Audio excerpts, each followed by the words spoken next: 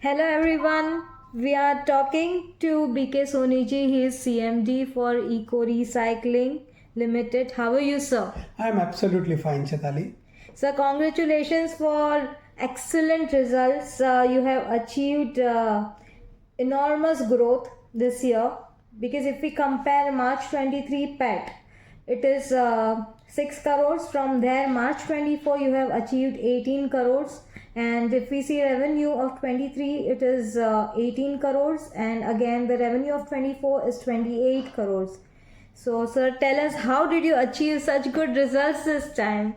So it's all blessings. I must appreciate the confidence shown by all the stakeholders in the company. No doubt our team has really done excellent work this year, and we have achieved a top line of 35 crore and net profit of 18 crores, which is really phenomenal. The reason being of such success, we focus on qualitative service versus quantitative service. When I'm talking about qualitative service, the companies which understands what is a compliance versus the companies who prefers to do as a formality. There is a big difference between the compliance and the formality. The company who does the compliances are ready to pay your fees accordingly. And company who does formality, for them to pay that kind of fees is difficult. So that is one of the major reason of our success of this type of number. Okay. So what is the strategy for growth now? So we see this industry is of 50,000 crore in India, and hardly a few percentage of that has been tapped yet by all the major recyclers put together. So there is a tremendous growth is available to every good recycler in this country.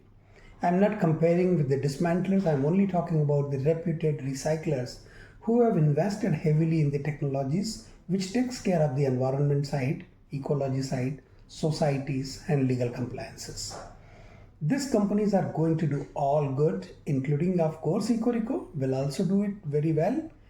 And being a zero date company, we have no liability as such, and it's all shareholders' money what we earn. Okay, so last time when we had spoken, that time you were undergoing expansion. So all the new expansions are completed now? Yes, we have completely established the new facility with 18,000 metric ton per annum, and the facility has started from 1st April. We have received permission from the State Pollution Control Board and registered with the Central Pollution Control Board, and kept this unit is functioning now. Okay, so what do you expect from government and producers? See, the major role is of the three people in this industry. One is of the generator, who are the producers, operator, who are the users, and the destroyer, who are the recyclers. So God, all the three are responsible. I really respect government's policies very well, which have been over a period of time modified to make it much more compliant and recycler friendly. But at the same time, there is a big gap between the informal sector and the formal sector in terms of the investment, in terms of the prices of the electronic waste. I wish that government makes a note of it, although we have appealed to the government, respective department, ministry, that they should look at the gap in the form of viability gap funding, what is missing, and should provide that kind of support to the proper recycler. And I am very sure some or other kind of instruments will be derived very shortly by the government to promote the recycling industry in India. Okay, so we just celebrated Environment Day, and I would like to understand how many eco are required in India to manage the e-waste. That's very beautiful question, Chetali, and I must tell you that we celebrated on 5th June in Vasai, new plant only. Entire staff, our other stakeholders, vendors, supplier, buyer, many of us were present over there, and we really very beautifully celebrated that. And I wish that in India, looking at the size of the quantum of generation in India, which is close to about 5.6 million metric ton, keeping a generation level of 4 kg per capita and 1.4 billion people, it is a 5.6 million metric ton is generated in India. We need 100 Eco Recycling Limited in the country to work for this. Everybody will be working for 50 to 60,000 metric ton, and it's a very large number, I must tell you, if you genuinely do the recycling. Okay. So e-waste is growing rapidly now. So what would you suggest to address this issue? Okay, let me tell you, Chetali, we need not to bother about generation of electronic waste. Waste is an outcome of our consumption. Electronic devices will further increase in the country with the way the government of India is working presently and is expected to work. Digitization can never be ruled out now. And more digitization means more and more electronic consumption. The more the electronic consumption, the more the generation. I will appeal to the entire population of 1.4 billion, please do not stop your consumption but grow that, increase that. There is no hesitation you should have. Because it facilitates your business, it facilitates your social life, it facilitates in many ways. So you shouldn't bother about consumption and generation.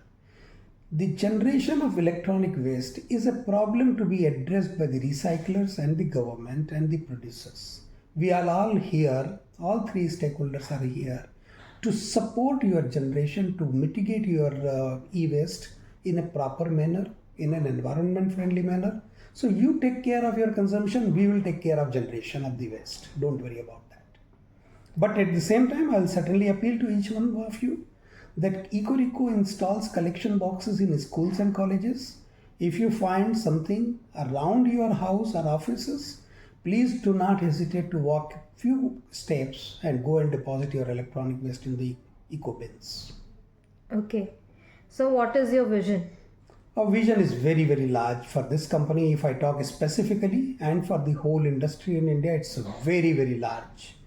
Going forward in 5 years, you will see a 10 million metric ton of electronic waste generation, which will be of more than 1 lakh crore, close to about $12 billion worth of material. So vision for the industry is also very large, and in that proportion, if 100 companies are there and working for 1 lakh crore, means you can imagine each company is going to be doing a business of 1,000 crore, which is significant. Let's hope that we all achieve that. Although this is a very large number I am talking about, in context to my present performance of 35 crore, and I am talking about 30 times, but I am not linking with my performance. The opportunity is available of 1,000 crore per each company for each Ecorico. 100 Ecoricos will do a business of 1 lakh crore. So it's a very large thing available. So please give us a global outlook, and if you can compare with India, so we can understand that how we can go ahead.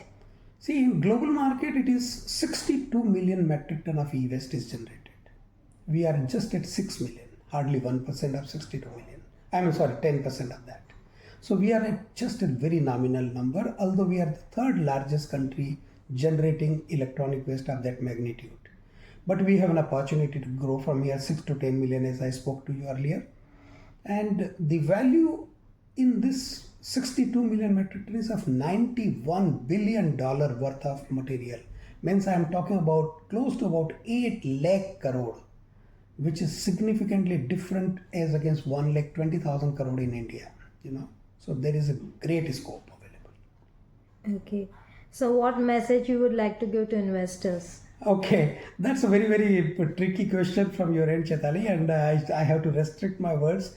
Opportunity in recycling industry is tremendous. Not specifically talking about Ecorico and what the prospects, but for any genuine recycling company, I would suggest investors to stay invested. Thank you so much.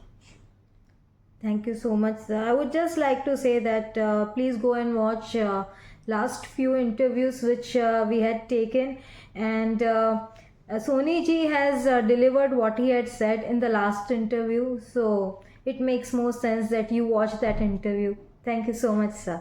Thank you. My pleasure, Chetali. Yeah. Thank you.